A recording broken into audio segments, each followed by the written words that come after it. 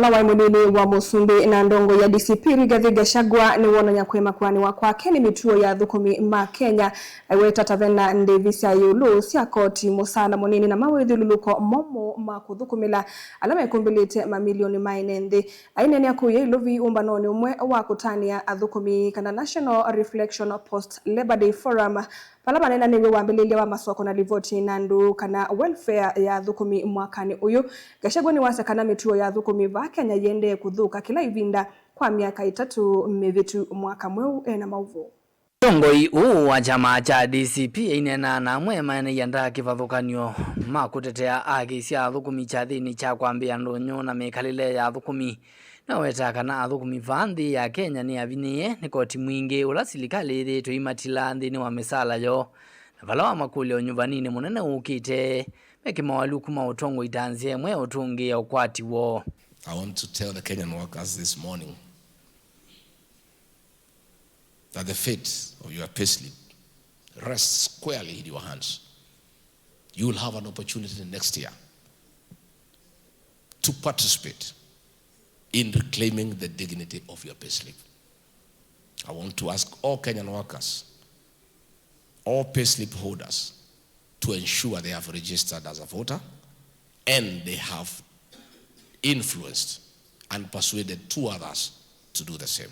Gachagua ni waweta kana Athukumi manthi ya Kenya nimbe wa milioni 10 na yume na ivuso ya kwenuja serikali ya President William Ruto na Kwailya uniwo. The court of the Kenyan worker, you cannot continue crying as if you are helpless. You are not.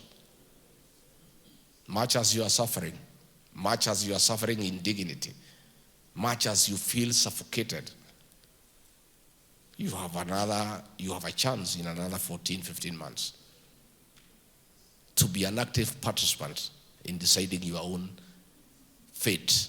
Gachagua yingi ni watula muti Utongoi wa chama kinene cha kutetea mavata ma Athukumi kotu na kila kitongoi we ni Francis Atwoli Aiweta kana na kutwika serikali ni vinyete Athukumi Atwoli ethitwe aimekathia. The Atwolis of this world are disgrace to the Kenyan worker. He has abandoned the workers.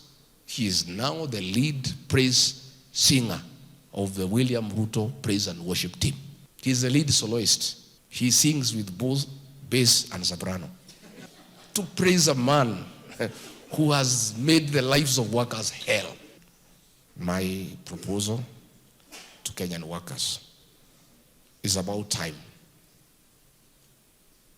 we created another alternative organization to champion the rights of the Kenyan workers so that workers have a choice. They don't have to be in court. I want to urge you to start forming that body. I know William Ruto, through the Registrar of Trade Unions, will frustrate the registration of that organization. Next year, in October, when we are in office, we shall register the new organization that will champion the interest of the Kenyan worker.